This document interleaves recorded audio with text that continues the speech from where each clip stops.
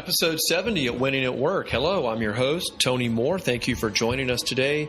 If you're enjoying the content, and I've had a lot of great guests on lately, please subscribe. And if you're seeing this on LinkedIn, share it. This content you will not get anywhere else. These are C-level and SVP, VP level food and beverage executives who are taking time out of their day to help teach and coach and advise and share their best practices with all of us in the Food and Beverage Network. Today, I am joined by a very special guest, Eric Skae. He is the CEO of Carbone Fine Food. Let me tell you a little bit about Eric. He is a C-level change manager retained to organize and structure and lead CPG companies through breakout transactional outcomes. In other words, he goes to brands that are underperforming and he turns them around and he sells them, and he is laser focused. And he's done this for a number of companies.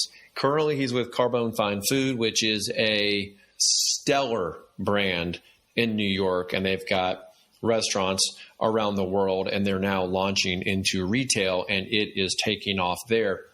Before that, he was COO for Popcornopolis, which they sold premium popcorn.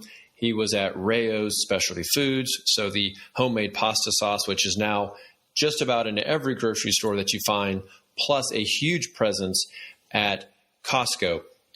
He joins me today to discuss the way he approaches business within a brand. He entertains a round robin of questions that I have about branding, struggling brands, where to focus, where's that 20%, when to use a endorser versus a celebrity, and other questions concerning talent, how to hire, how to run lean. This is a fantastic episode that we packed a lot in only 30 minutes. So I hope you enjoy this episode as much as I did with Eric. Sit back and enjoy. Eric, thank you so much for joining us today on Winning at Work. Well, thank you for having me. I am really looking forward to this conversation because these brands that you've built, the turnarounds that you've gone through, it's just intriguing. And I've just got a lot of questions, and I'm just really hoping you can really help the listeners figure out what is a good brand, how do you choose a good brand? Because obviously that's part of your process of turning a company around is you must know something about, what you're getting into before you get started. There's elements of what I'll call a world-class brand, and a lot of them have the same attributes. And to me, it all starts with margin structure. Everybody along the value chain wants to know what's in it for them. So you're paying a distributor's making a margin, a retailer's making a margin. You got to deliver value to the consumer. You got to pay your brokers. You've got to pay your employees. You've got to market the product. So there's a lot of cost in building a brand. So it all starts with a strong margin structure, and it's really, really important. And then you get into things such as provenance, authenticity. Where's your product come from? What makes it authentic? Those type of things. So there's a lot that goes into kind of creating a brand that's going to work. That's really what I want you to teach us, because you looking through your background, and it might be helpful for people who don't know, your background. You've been very successful in taking over a brand and positioning it to be sold, and you've had some great success. And perhaps we can look back at Popcornopolis and of course Rao's, which, by the way, we were just at Costco, and I was telling my wife, I said, I'm about to talk to Eric. This is one of the brands he sold. It's there at Costco, and the brand that you're in now, Carbone Fine Food. So tell us just a little bit about yourself, and then let's kind of dive into this topic of building a successful brand. Okay, so I've got a 30-year history in consumer products and have been fortunate enough to work with really great brands along the way. So started my career as a distributor, ended up working for Arizona Iced Tea after that, at a time when they grew from 0 to 500 million in, call it, less than 4 years. So it was a sink or swim environment. You either learned or you didn't make it. So I chose to learn, and it was a good learning experience. From there, I went to Hanson's before they created Monster. I kind of call that my shoulda, coulda, woulda. I left before Monster was created. But I was one of the first recruits from Arizona. I met Mark Hall, who created Monster at Arizona Iced Tea. He recruited me to run national accounts. And again, after about 14 months, I left because he was creating brands that weren't working.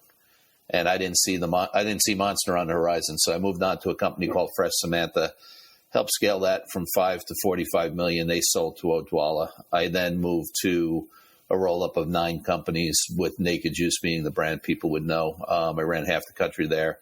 Then I created a couple of my own brands that I exited in 2008.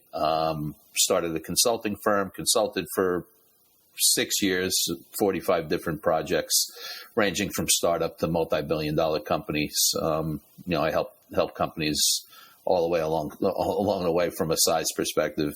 And then I had the opportunity to run Rayo's, which I took through an exit, then went into Popcornopolis, helped the founder go through an exit. And now, back to startup mode with Carbone Fine Food, but a startup with a very, very established restaurant brand.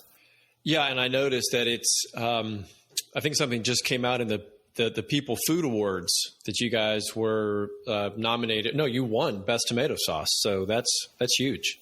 No, we won Best Tomato Sauce. I mean, look, I'd love to take credit for everything that's going on, but the Carbone restaurant brand is just at an all-time high. The brand's very, very well known.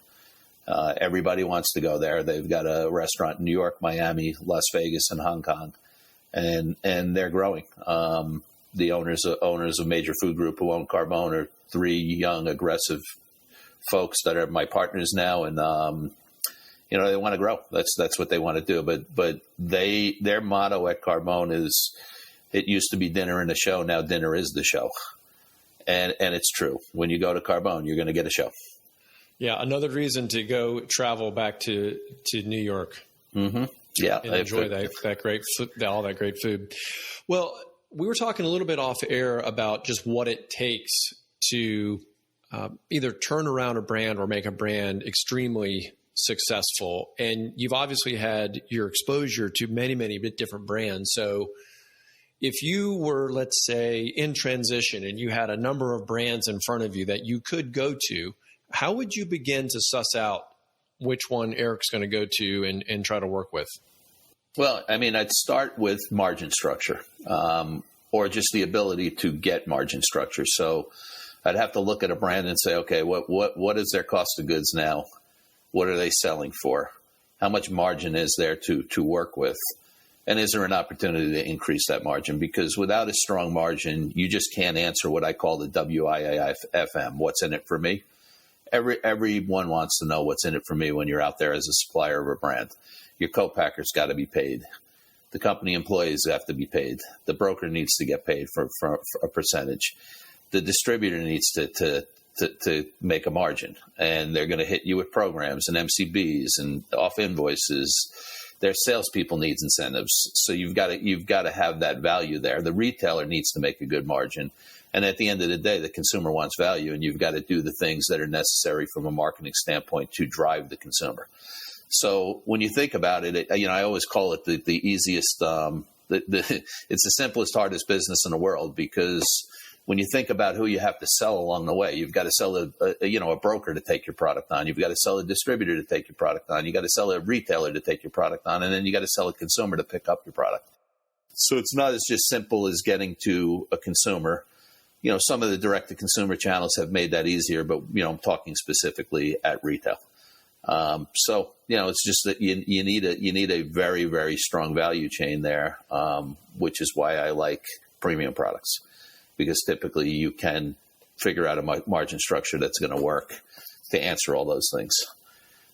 Okay, so you've just answered my first question. So you go after that premium product because automatically you get a boost on your margin.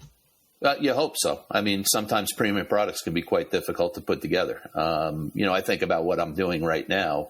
We command a high price point, but in order to command that high price point, when we make our tomato sauce, we're opening up number 10 cans of tomatoes just like you would in a restaurant. There's 29 to 31 tomatoes in each can.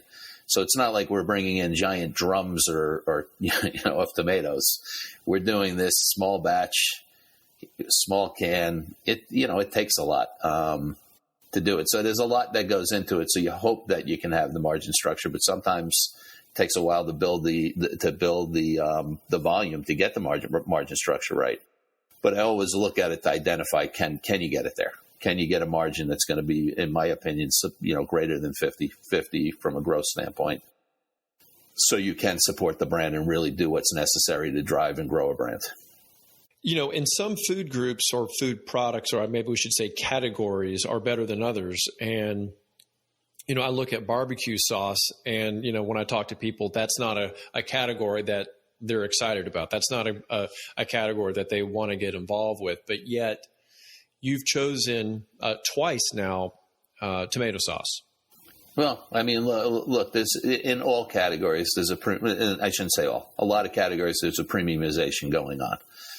So the consumer is moving from lower end, cheaper brands to higher quality brands. Particularly, I mean, the last year drove it quite a bit because a lot more home cooking going on, a lot of people wanting to make better meals at home.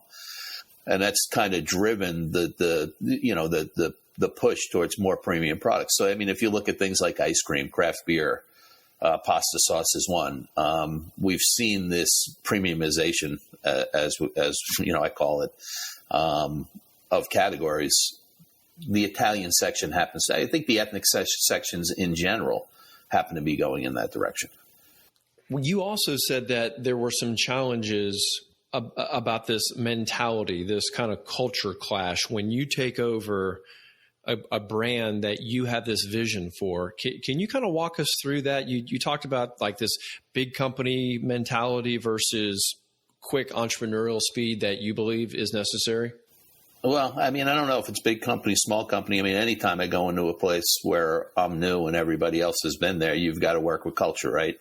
And I think I've done a good job of bridging that because there's history in the people that were at the company prior to you that's very, very important to understand, capture, and there's a lot of value with that history. So I try to keep as many people around as I can, and then hire people I know and trust to bring in to kind of amplify and help things.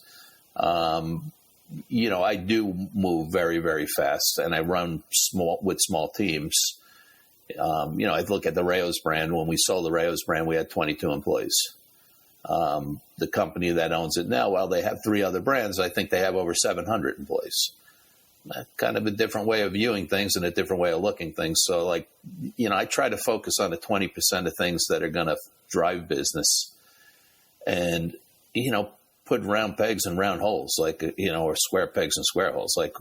Who fits the role, and can they do multiple roles? And in our organizations, we run lean, we run fast, but we really, really try to focus on what's important. Well, that must help your margins too, without that extra overhead. It can. Driving EBITDA is what's going to sell a brand for the most money, so it's important. And I'm not saying go lean to the detriment of the company. I'm saying just make sure you're focused on the things that are going to drive business. And if you do, I think you always find you don't need as many people as you think you do. What would you say? You mentioned the 20% that you want to focus on. When you think back to Popcornopolis and, of course, where you are now, what is that 20% that you want to focus on initially? Well, I think it's different for every brand, right? I mean, that all goes back to your strategic plan and how you think about the brand. So, if I'll use where I am today, I've got many options. I could be in the club channel. I could be in the mass channel. I could be a big direct-to-consumer brand. I could be big on Amazon. I could be big in food. I could be big in natural specialty. So we've identified the channels that we want to get after, and that just a maniacal focus, I would say, on the channels that you want to go after is what is important. And not let all the noise and clutter get in your way, because, you kind of get anxious to get new business, and you take on business at times that you shouldn't if you don't stay intently focused on where your product should grow and where you're going to get the greatest value for your shareholders and yourself. You have the advantage because you have been in the space for 30 years, but let's say you are a new entrepreneur and you have created a brand. Maybe it launched out of your kitchen and you've just gotten great reviews everywhere. You've sold it and there's more and more demand. You talked about identifying the channels. You may just intuitively understand what channels to choose, but could you add some insight around maybe even that selection process? Well, I mean, I think if you're having success, you know where that success is coming from. So lean into the success, right? In many cases, it's not coming from omni-channel. It's not coming from 5 or 6 different channels. It's coming from one. So really, really like focus on that channel and maybe take one other channel that you can kind of start to develop, but don't put a ton into it. So you got a place to go once you've kind of exhausted your channel that you're growing. But, it's kind of the whole inch wide, mile deep type mentality.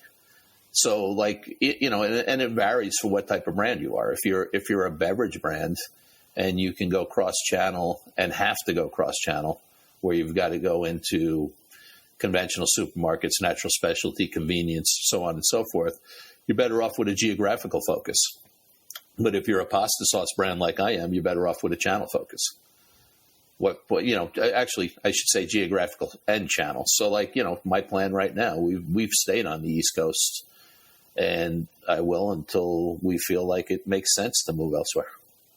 Now that you have chosen the channel, you're leaning into your success and you're focusing on that 20%. You don't want your brand to decline. And you've obviously have turned around enough brands that you've gone into those that were in that declining state. And I was thinking, maybe you have some insight as to why these brands or maybe why brands in general start to decline. I know that's a big question and there's lots of different ways to handle that, but what's your opinion? Why do you think brands do start to decline? Are there some signs that they can look and maybe to protect or defend against? That's just a tough question because a lot of it's going to come down to what category you're in and where the consumer's reacting, where they're going to. Like, if you went into coconut water 15 years ago, great move. You went into coconut water today, I don't know if it's a good move unless you've got something completely different, right? So it's difficult to protect against declines. I guess, growing your base and understanding where you've got to go and how you're going to increase share becomes really, really important. And that's one of the things I'm always intently focused on is, all right, I've got 4 facings right now. How do I get to 8 facings? How do I get to 16 facings? How do I get to 32 facings? It's something I started when I went into Rao's in 2016, and I look at what they've done today. I saw a picture the other day, and it was a picture of my Carbone sauce, but I had 8 facings and was thrilled to see 8 facings. And underneath me, there was, I want to say, 16 vertical feet of Rao's. So, so many facings I couldn't count. And, I was reminded by one of my sales guys that's had worked at Rao's that, just remember we were top shelf and all we talked about was how do we get off the top shelf? How do we get eye to thigh and how do we expand our facings? And that's the push. So if you're either growing or you're declining in this business. It's hard to throttle, right? So, yeah, I love that. How do you get off the top shelf and get eye to thigh? That's exactly right. Well, maybe you have some stories or some insight back at that time at Rao's because you did lead a reorg. You went through the turnaround, rebranding, and I believe if my memory serves me right, I mean it was a pretty healthy sale. What can we learn from that? I think what I learned from it, so look, I took over a brand and yes, there was a lot of turmoil going on within the company, but the underlying brand was amazing. And it had all of the things that you would want. It had the right design and look. It had the right value chain. The margins were there. The production process was unique in the fact that, they took the steps, small batch. It was done really, really well. It tasted great. Like, if you did a taste test against people, it tasted better than what was on the market. The price was super premium, but within reach. Like it wasn't so far out there that the consumer was like, I'm not paying that. From a marketing perspective, the brand kind of took a life on of its own because people knew the brand. So there were marketing opportunities, and that's some of the tricks become there because with a brand like Rao's or a brand like Carbone, you have so many opportunities from a marketing standpoint, so many things coming at you, picking the right ones is really, really important, and not trying to do them all. And then, the influencers that just tend to follow some of these brands, figuring out how to lean in and work with those folks becomes important. So, I would say, what I've learned at Rayo's or any other successful brand that I've been at, and I've been fortunate to have been involved in a lot of them, those would be, a lot of the things that I would consider important. Have you found that in this food space, having a sponsor or celebrity, does that help the brand, or is that just really a luxury position? Because I've never seen it, but you just talked about having so many different opportunities, so many different things that are coming at you. Look, I think, celebrity endorsement is great. It's like chicken soup. It can't hurt, right? But if you really dive into it, 5, 6, 7 years ago, I think it was probably more powerful than it is today, because now there's so many celebrities that are involved in brands that I think authenticity might be getting lost a little in that. So when I say influencer, I don't necessarily mean celebrity. An influencer for me, could be, someone who everybody in a neighborhood looks to. They might have 300 followers, but they have 300 followers that listen to them. Yeah, it's always more powerful when you get a referral from someone and they love a brand and they're just brand evangelists. And that's really what we're talking about, is just finding people who become really activated and kind of energized about your brand. And, having a very, very successful restaurant in New York and Miami and these other places you mentioned, you've already got that following, you've got that base. So what do you think is next for Carbone Fine Food? I know you've been here now almost a year. What are your plans? What do you think the future holds? Well, look, I started on October 29th. We didn't get on a first shelf till March 1st. So essentially we've been in business for 4 months now, give or take. We've already have 3,000 stores committed between Massachusetts and South Carolina. So what's next is to really just focus on those 3,000 stores and make sure those 3,000 stores are working. I'll finish out the balance of the East Coast in 2022, layer in natural specialty across the country, put a little bit of focus on Southern California. 23, we'll move on to, balance of the country from a conventional supermarket standpoint. And then 24, 25, fill out the rest of the channels. So, it's a very defined plan. It could go faster. It could slow down. Just depends on whether my team and I feel that we're hitting on all cylinders, where we are today before we move to the next thing. To grow, to scale and to manage that much growth, how does or the talent shortage that's out in the market, how is that impacting what your plans are, or is it impacting you in some way? It hasn't yet. This is the beauty about dealing with a great brand that people know. People do want to come to work with the brand and be affiliated with the brand. So, knock wood, right now, things have been good. We're early in the stage. We're a mighty team of 7 that's put 3,000 accounts on. And, all the way through February, it was myself and a couple of part-time consultants that took it to that point, developed the products. Of course, I was working with my award-winning chefs and partners that are fantastic. So I did have other support beyond that, but very lean team got it to launch. And a lean team right now is developing it. So I haven't had to go out and find a lot of people. And right now, fortunately, I've been able to take the someone and trust approach. And most of the folks working with me have worked with me in the past or came referred by someone who's worked with me in the past. Yeah, the known commodity. Well, maybe you have some advice for people who are hiring. Maybe you've learned a few tricks along the way. This obviously, me being a headhunter working in the food and beverage space, this is what we deal with on a daily basis. And if we can get a referral, that's gold. That's what we want. But let's assume, you're not getting the referral and, you're out on the open market and you're trying to hire. Have you, do you have a certain philosophy when you're hiring? Maybe something that we could kind of pick up from you?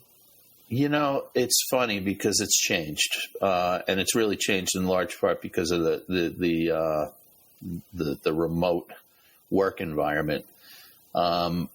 I used to love to just hire for attitude and train for skill. I find the remote training is much, much harder in certain areas.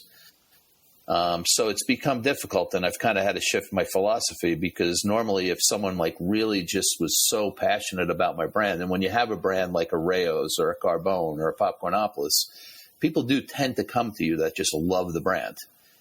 And if they have certain skill sets, you can teach them. But if you're not with them enough, it becomes very, very difficult. So I've evolved there, and I now I'm really, I'm really on the someone you know and trust kick, and trying to just bring in people who I know who are known commodities. So unfortunately, I don't know how to answer the question, just because of the change in the environment over the last year. Well, you've just opened up another question, and that's the big problem that I think we're all having, is that how do you hire, in a remote environment, and when people have gotten used to working remote and they want to be remote, I mean, it's just very challenging, because like you say, hire for attitude and then, train up the skills. That typically works. But, if you're not going to be around them that much, how do you transfer that knowledge, that culture, all the little subtle things that they get by working with your top employees that they would just naturally just see and witness, and then just assume those skills themselves? They lack that. It's a struggle. I don't know the answer to it either. Yeah, I don't know it. I mean, what I've done, and I don't know whether it's right or wrong, and there's a lot more Zoom meetings, and there's a lot more. So, I have one-on-ones with my direct reports. I have department meetings once a week, and then I have a complete team meeting where we get all the cross-functional stuff done once a week. So I'm on Zoom a whole lot more than I ever have been, and trying to transfer as much knowledge as I can there. And I've recently just, now that travel's open up and it's easier to do, I'm putting in a monthly full day meeting where we just get through everything, and cross-functionally, at least the right hand knows what the left is doing. And it's honestly a learning for everybody, because we're just working in a completely different environment. Yeah. And I know, I think for the employee, I think they like the fact that they're remote, but I think a lot of business owners would prefer to have people back under one roof, just for that unity. Well, I know we've kind of covered a lot of ground from different angles. One of the other questions that I would be remiss if I didn't ask, Eric, is when you're looking at brands and you are leading them to an exit strategy, what are the typical multiples that you can anticipate for these different categories? It's all over the board. It really depends on a lot of things, and it's a lot of it comes down to growth rate and EBITDA, right? So if you're growing at over 30% and you got an EBITDA over 20, I'm going to get you a freaking great result. Or if I can squeeze it to that, right? That was one of the exercises at Rayo's, is like, how do we take growth from a point, it was kind of flat, wasn't really growing. We turned it around and took the growth to, give or take 40% growth, and did it in a very short period of time. I'm talking about like 90 days. And then we started looking at where could we cut to increase EBITDA, and we were able to do that. And it's why we've got such a good result. But I've seen multiples so all over the place that I would not want to answer that question in a general sense, because it really is case by case. It is case by case. Well, yeah, that's the problem with food. There's in CPG, there's just so many different categories and so many different things. I was just curious, because you've done such a good job in this food space that, entrepreneurs might just be thinking, what the ceiling is. But to your point, there are all these other little factors. Yeah, and look, I mean, there is no ceiling if you can squeeze. If you run a really efficient business and you can grow. Yeah, that there's always a ceiling, but it's a very high ceiling if you can get those growth rates and manage to have a strong EBITDA number. Well, as we wrap up, I do have a couple more questions just about the future trends.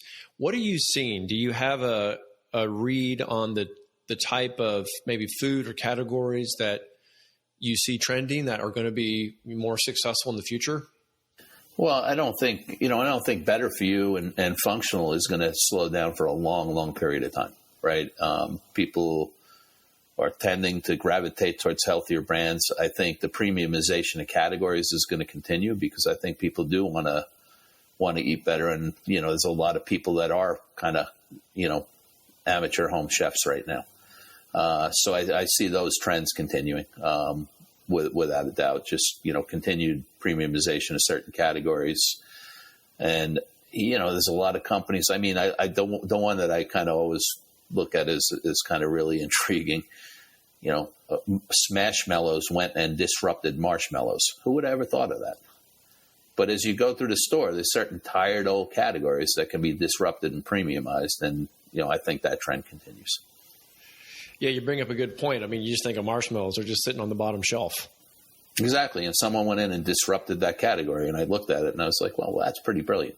So, there's these big categories out there that definitely could use an upgrade. And I think there's a lot of people kind of leaning into that, and we'll continue to see that. Frozen's done really well. And again, more premium items in frozen have done well. I think that trend will continue. And I think it all just comes down to people wanting to eat better and feel like they're putting better stuff in their body. Eric, do you have any brands that you look up to? Oh, I mean, a lot of them. The recent one that sold, Cholula. What a great brand. So there's so many good brands out there that I wouldn't want to give you a top 10 list. It's hard, but I mean, it could have been something even out of food, just something that they're so innovative, and imitation is the highest form of flattery. So, yeah, I don't know. I tend to get into categories. I know the food space, so it's kind of what I think about. It's what I look at. Yeah, and, of course. And a lot of times I go back there, early in my career, like I was at Arizona Tea. I watched the rise of Snapple. That was an interesting story. 3 guys from Brooklyn, right? And then Arizona comes out and it's a guy from Brooklyn and a guy from the Bronx. And then, kind of did not a copycat. They did it completely different and grew. So, a lot of times when I think about the brands I look up to, they were brands that I was at. And it's what I think about where my learning, has come from. Well, you've given me a lot to think about, and I think others too, this whole idea of, what tired old brands can you come in and disrupt? And maybe, I think you just coined a new phrase, the premiumization. Is that, yeah, is that how you said it? I didn't coin it, honestly. It's, okay. We'll give Morgan Stanley the credit for that, because that's a term they taught me through the Rayos process. So. Well, it's new here. It's new for me, and I think it's going to be new for others. So, it's just very insightful, and I appreciate you coming on Winning at Work and just kind of sharing a little bit about your history. You're very low key about it, but you've had a very successful run. So, if people want to connect with you, are you on socials? I mean, is there a way for people to connect or follow you or watch the work that you're doing?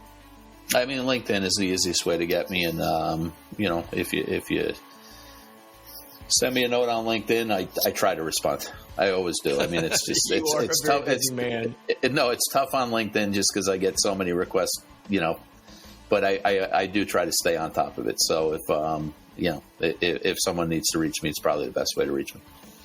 That's great. Well, the final shout out is, obviously we have people that are listening that are going to be following and kind of tracking the brand.